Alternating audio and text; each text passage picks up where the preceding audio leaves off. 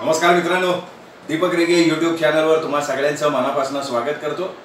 मित्रांनो, आता मी तुम्हाला जी कथा वाचून दाखवणार आहे त्या कथेचे लेखक आहेत श्री सुभाष सुंठणकर। सुभाष सुंठणकर सरांच्या जवळजवळ 87 कथा आजपर्यंत मी आपल्या चॅनलवर वाचून दाखवलेल्या आहेत।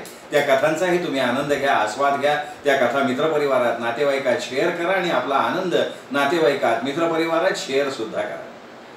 सुभाष सुंठणकर सरांच्या एका दगडात 3 पक्षी ह्या कथा संग्रहातली कथा मी आज तुम्हाला वाचून दाखवणार आहे आणि त्या कथेचं नाव आहे उपेक्षू नको गुणवंता। ऐकूयात हा गुणवंत कोण आहे आणि त्याला कोण कशासाठी उपेक्षित आहे। सुरू करूयात सुभाष सुंठणकर लिखित कथा उपेक्षू नको गुणवंता। यशोधन हा नवोदितांमध्ये बऱ्यापैकी कवी होता। कवितांचे अनेक संग्रह त्यांनी वाचले असल्यामुळे त्याला काव्यामधली सुद्धा चांगली जाण होती। नुकताच त्याचा पहिला कविता संग्रह निघाला होता। आपली कविता 4 चौघांसमोर यावी, समीक्षकांना त्याची दखल घ्यावी आणि त्यातून आपलं लिखाण सुधारत जावं आणि हळूहळू आपल्याला एक कवी म्हणून स्थान मिळावं असं त्याचं मत होतं। केदार हा यशोधनचा परम मित्र। यशोधननं आपण कुठल्या समीक्षकाला भेटावं असं केदारला सल्ला विचारला। केदारनं त्याला प्राध्यापक हिंगोलीकर यांचं नाव सुचवलं। यशोधन प्राध्यापक हिंगोलीकरांना भेटून आला। आपल्या अभ्र आणि अभ्रक ह्या संग्रहाचं परीक्षण वर्तमानपत्रातनं लिहावं अशी त्यांना विनंती केली। आणि सध्या मी भारत आंबे यांच्या कवितांवरच्या लिखाणात व्यग्र आहे, तुम्ही 3 वर्षांनंतर मला भेटा असं सांगून त्यांनी यशोधनला काटवलं। ही हकीकत यशोधननी केदारला सांगितली। तेव्हा केदार म्हणाला, बस बस तुला ह्या क्षेत्रातल्या गमती जमती सांगतो मी, बस। यशोधन लगेच बसला। हिंगोलीकर आहे ना, हिंगोलीकर, त्याला मी लुकलुक हिंगोलीकर म्हणतो। ना डोळे सतत लहान मोठे करत चष्म्यातनं लुकलुक करून बघत असतो। ह्याचं वैशिष्ट्य काय तर हा जिवंत लेखक कवीच्या साहित्याची परीक्षण समीक्षण करत नसावाच मुळे। कित्येक समीक्षक असे आहेत ना की ते फक्त मृत कवींच्या कवितांची समीक्षा करतात। येऊन जाऊन आपलं बालकवी केशवसूत, गोविंदाग्रज, माधव ज्युलियन याच्या पुढे त्यांची उडीच जात नाही रे। इतरांची उडी 3-4 फूट तर ह्यांची उडी अर्धा फूट। बालकवी एके बालकवी, बालकवी पंचे सुद्धा बालकवी। तसा हा लुकलुक हिंगोलीकर फक्त भारत तांबेंच्या भोवती गिरक्या मारत बसणार। तुझं म्हणणं बरोबर आहे। आणि यांचं नाटक बसवणारे भाऊबंधन ते अजून संशय कल्लोळ, शारदा, भावबंधन हीच नाटकं बसवतात। अरे मिस्टर एमनीचे सुखाशी भांडतो आम्ही अशी नवीन नाटकं आली आहेत, याचं त्यांना भान सुद्धा नसतं। डोळ्यांना ना झापडं लावून जगत असतात, हे तुला सांगतो। यशोधन म्हणाला, अरे मग तसं असेल तर मला एक सांग, आमच्यासारख्या नवोदितांना मार्गदर्शन कोण करणार, आमच्या काव्याची समीक्षा कोण करणार। मला एक प्रश्न विचार की त्यात काय, तू तरुणी आहेस का? तरुणी? मी तरुणी कसा असणार, मी तरुण आहे। जोर जोरात हसत यशोधन म्हणाला, हे पण तू तरुणी असतास ना तर काही प्राध्यापकांनी तुझ्या कवितेची समीक्षा केली असती। माझ्या ओळखीत एक प्राध्यापक आहे, नाव नाही सांगत तुला, मी त्याला चॉकलेट पेपरमिंट हिरो म्हणतो।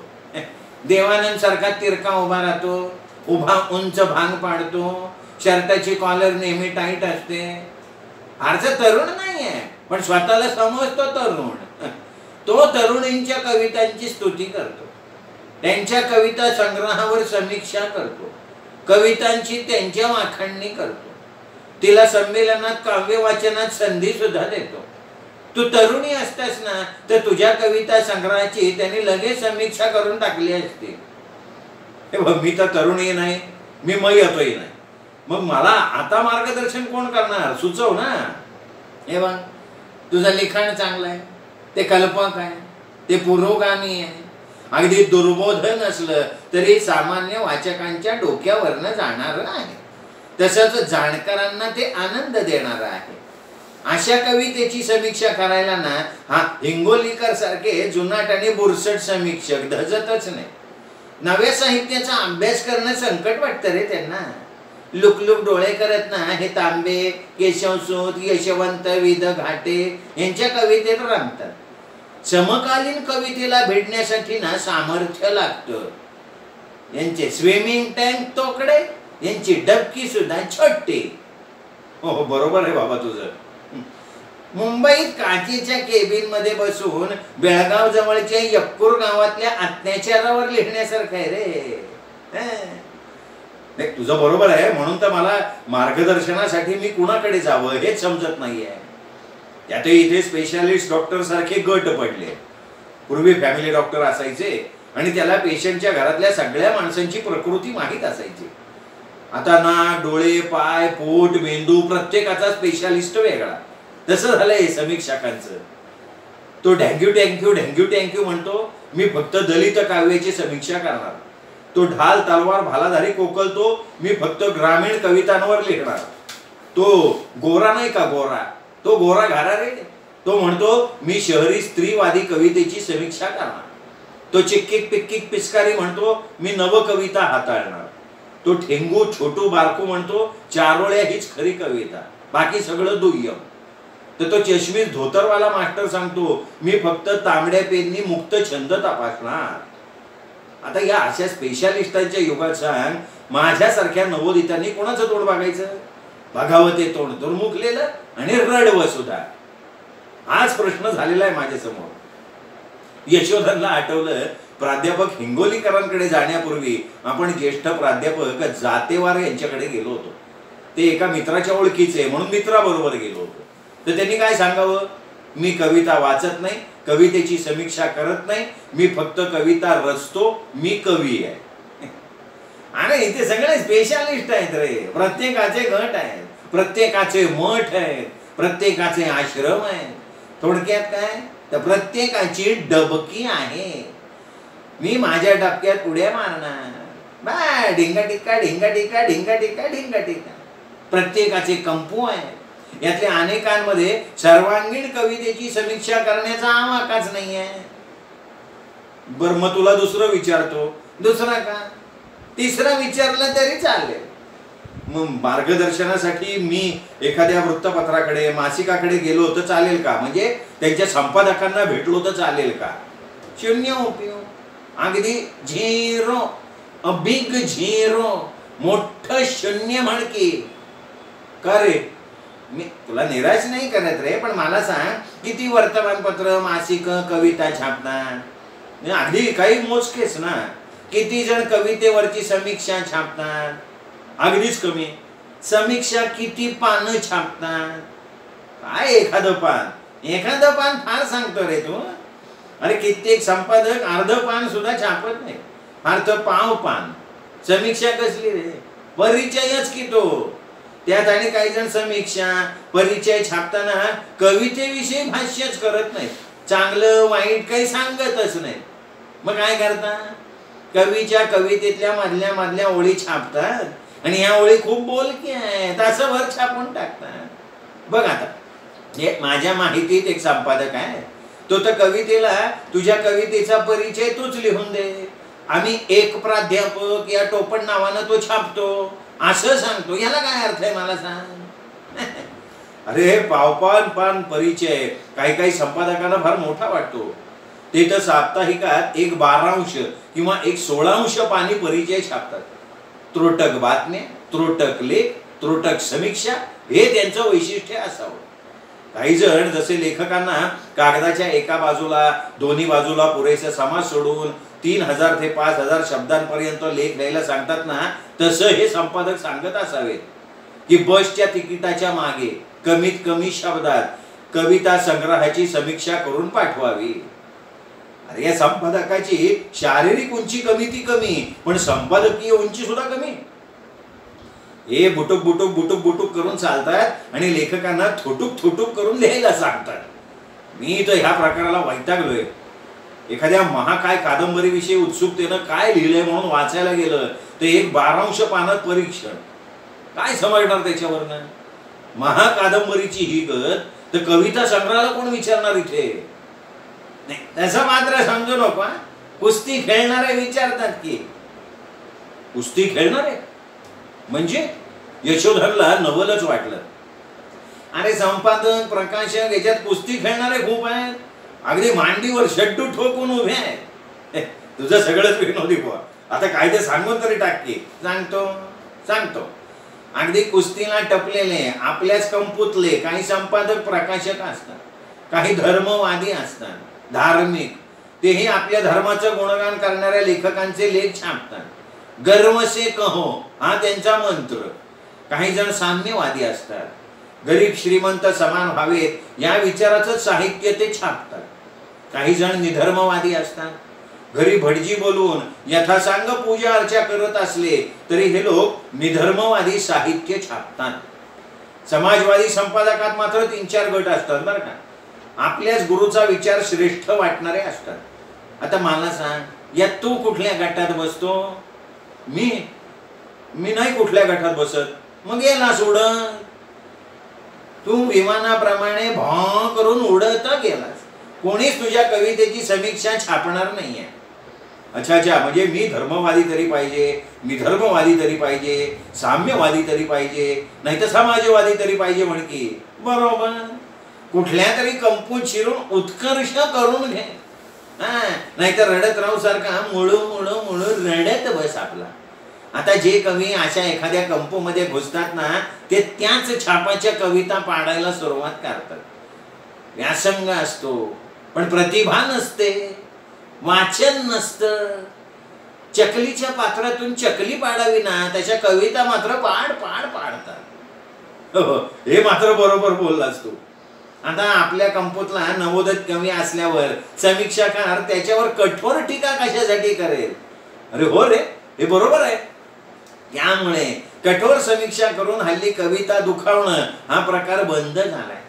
अशा समीक्षकांकडे आता स्पष्ट वक्तेपणा नाही, परखडपणा नाही.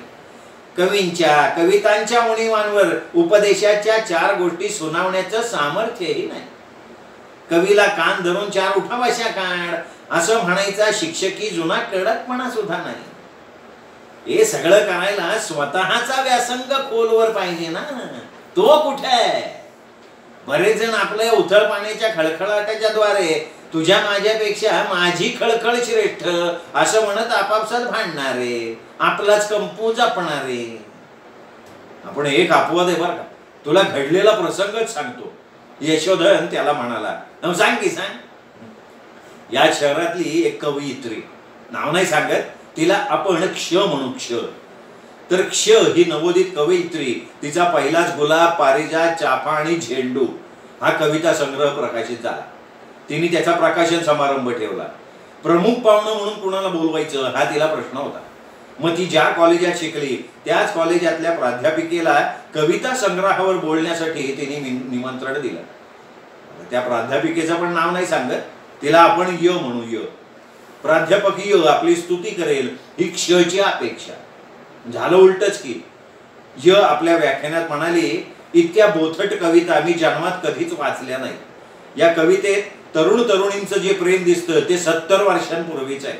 त्यामुळे ह्या कविता कालबाह्य आहेत.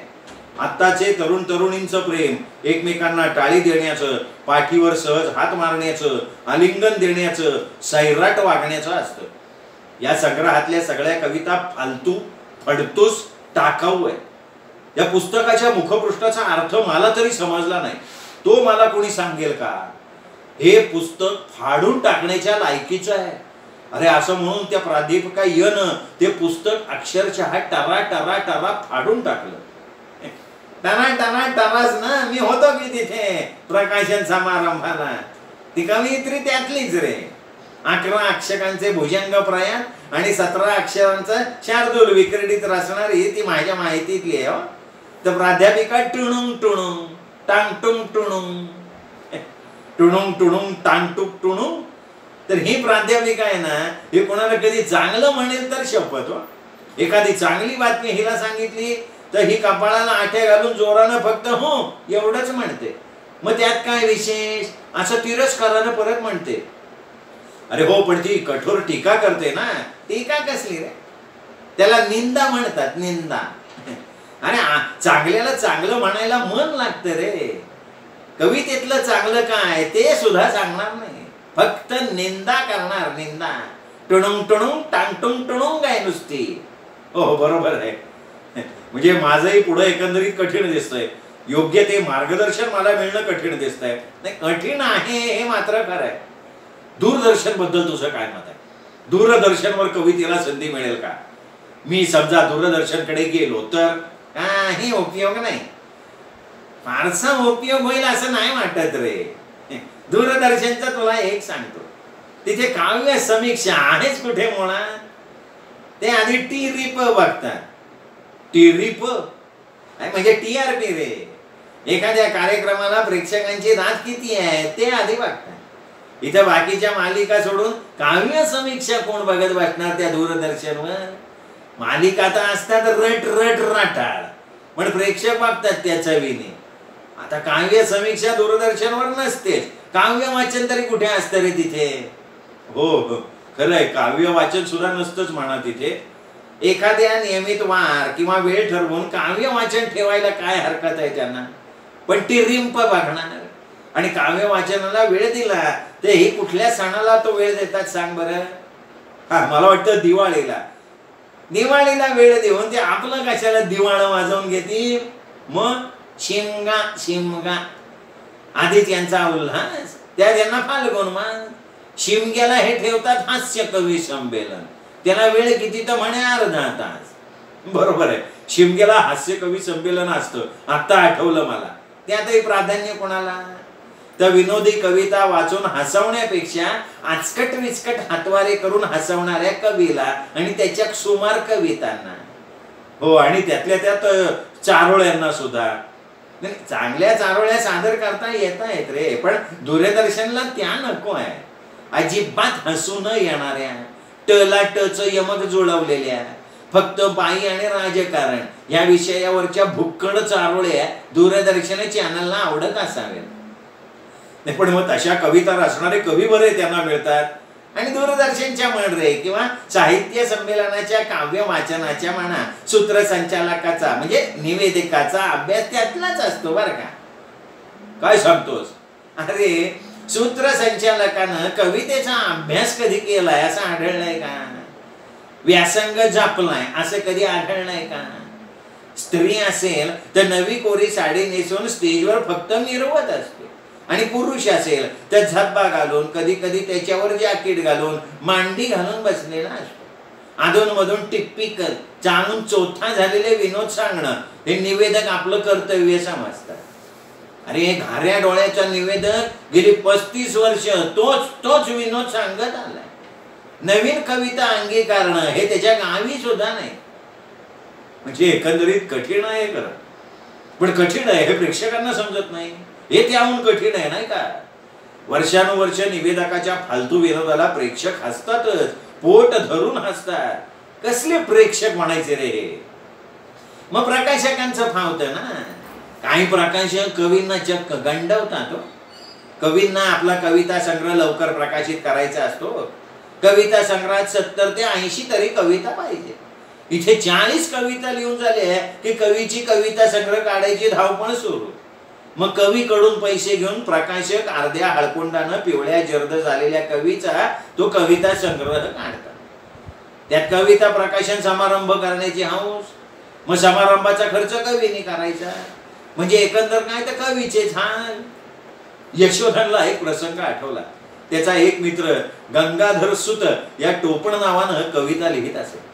त्याचा 50 कवितांचा संग्रह काढण्याचं प्रकाशकानं मान्य केलं. 1000 प्रती काढणार म्हणून कवीने कविता दिल्या. 1000ची आवृत्ती काढली. उरलेल्या 950 प्रती खपल्यावर तुमचे पैसे देईल म्हणून प्रकाशकानं कवीला मारली ठाप. या प्रसंगाला आता 4, 5, 6 वर्ष झाली. प्रकाशकानं त्यानंतर एकही पैसा त्या कवीला दिला नाही. म्हणजे समीक्षक, वृत्तपत्र संपादक, प्रकाशक सगळे कवींची उपेक्षा करतात म्हणके. आणि वाचक सुद्धा. वाचक टीव्ही बघण्यात गुंग. अरे हो, ते खरंच आहे म्हणा. आता बघ, कविता संग्रहाची समीक्षा झाली पाहिजे हे बरोबर, पण समीक्षा या नावाखाली कवीला स्वतःची स्तुती करायला हवी असते. काय सांगतोस? तर काय या अर्ध्या हळकुंडानं पिवळ्या जर्द झालेल्या कवींना जर त्यांच्या कवितेची खरी परखड समीक्षा केली तर ती रुचेल का? एखाद्या कवीला तुझी कविता दर्जाहीन आहे, सप्पक आहे, अनुभव शून्य आहे, टाकाऊ आहे, मूल्यहीन आहे असं सांगितलं तर ते सोसण्याची ताकद आहे? अरे असा कवी पटकन कोलमडून पडतोय बघ. हो खरं आहे रे, विचार करण्यासारखी गोष्ट आहे. बरोबर आहे. चला चर्चा खूप झाली, निघतो. हा हो निघ निघ, मी पण निघतो असं म्हणून यशोधन घरी जायला निघाला. पण घरी जाताना यशोधन हाच विचार करत होता की एखाद्या समीक्षकानं आपली कविता मूल्यहीन, दर्जाहीन, टाकाऊ, अनुभव शून्य आहे असं सांगितलं तर ते ऐकण्याची ताकद आहे का आपल्यात?